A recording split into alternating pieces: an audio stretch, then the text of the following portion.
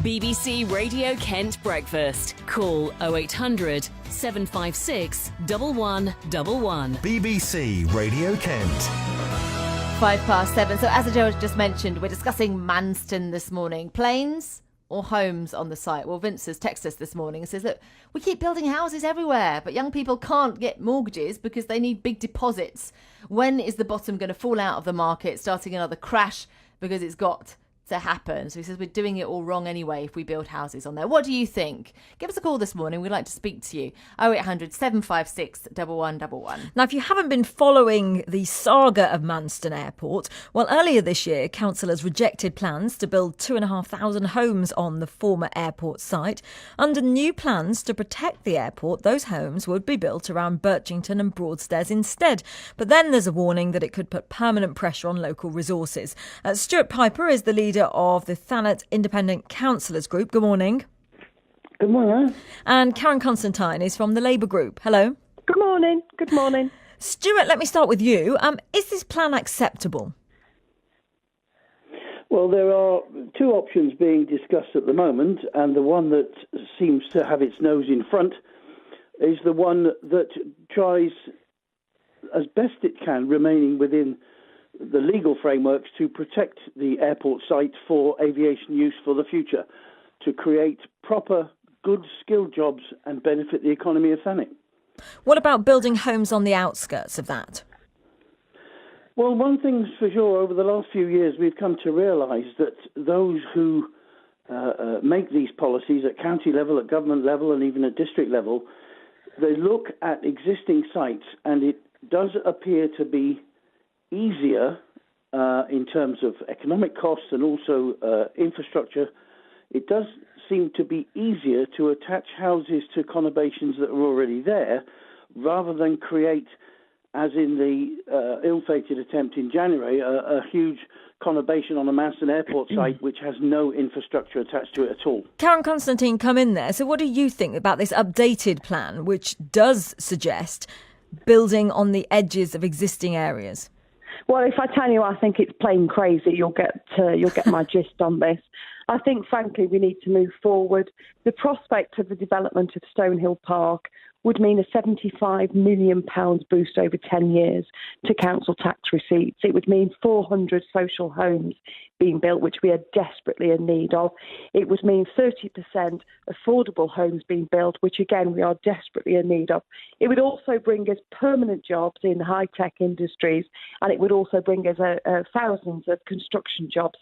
The proposition for the airport is actually literally dead in the water, because there is no need for an air cargo hub at Manston. There's plenty of capacity elsewhere, and particularly East Midlands.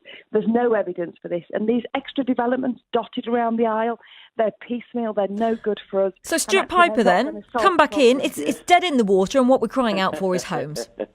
Well, you see, one of the things that's been stressed about any local plan we produce is that it has to be evidence-based, and there is absolutely no evidence to support what is essentially the Labour Party position. Well, hang on, we're crying out for homes. That much is true.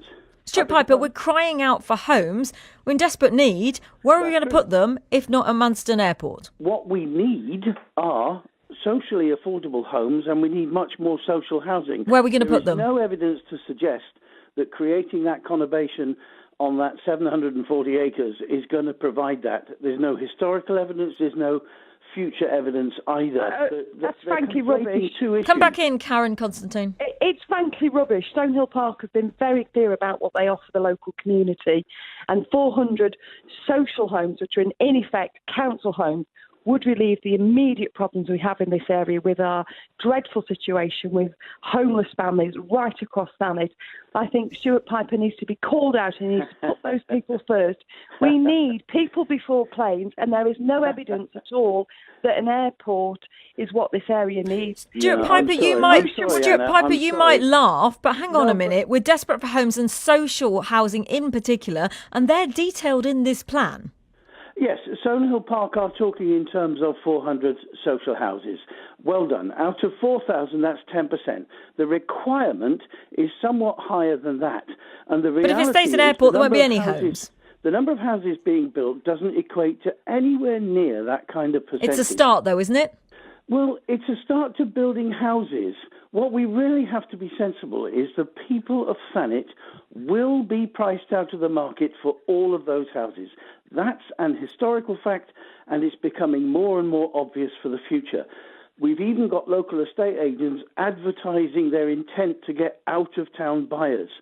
I agree with Karen Constantine's position that we need affordable homes. Where I disagree with her is that who should be buying them. It would appear the Labour Party would have them built for anybody, highest bidder wins. Our concern is that we build social housing and affordable housing for the people of Thanet. I think you both agree on that. Come back in, Karen Constantine. Well, we desperately need this social housing, right? This is what we call council housing. We've got a real crisis here with homeless families. I've got in my caseload, I've got so many families with children scattered as far off as Medway, who therefore have their education interrupted, etc. The whole of Kent is receiving massive inward movement from places like London. Lots of people are moving down to Thanet. It's becoming a much more vibrant, much more economically active area. It is the future. It doesn't matter what we actually think here. That is the way that things are going to go. Stonehill Park, I think what we'll end up doing, Anna, we'll end up building a dormitory down here in Thanet for people who live in London. And Thanet should not be responsible for providing housing for London boroughs that are clearly failing with their own housing needs.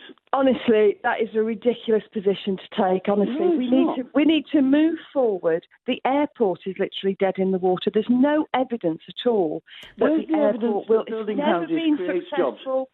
Let's just tackle the airport. The airport has never been successful. It's never been a proper commercially viable option. That's why it's folded. That's why there's been so many false dawns with it.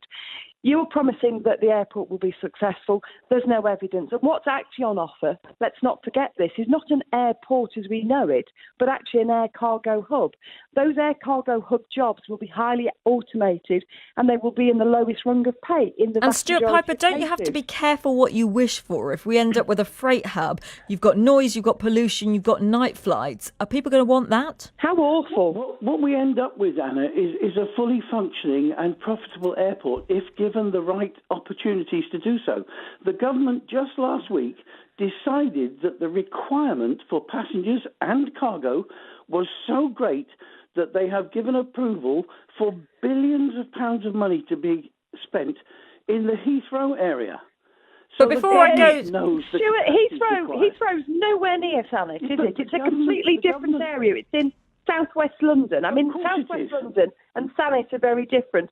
The Avia report that came out clearly showed that unless fish start to fly, buy tickets and get on planes, there is no need for an airport in Thanet. What we need to do is we need to grasp this issue. We need to stop kicking this around as a political football, and we need to move forward. Stonehill Park has put a perfectly decent proposition on the table, and we need to grasp it instead of kicking it around and not making any progress. All right, well, we need to watch what's happening nationally. The government agree the capacity is required, and they're prepared to spend billions to provide that capacity. We have an opportunity to help the government and also take advantage of those real job opportunities. Building houses does not create jobs. The major developers bring their own builders with them. You can tell that by looking at the hotel stats. All right, we'll have to leave it there. Here. So, all right. OK, no, we'll have to leave it there. Thank you both very much indeed. Karen Constantine, Labour councillor, and Stuart Piper, leader of the Thanet Independent Councillors Group. We did ask for the leader of Thanet District Council, Conservative Bob Bayford, to join us, but we're told that he was unavailable.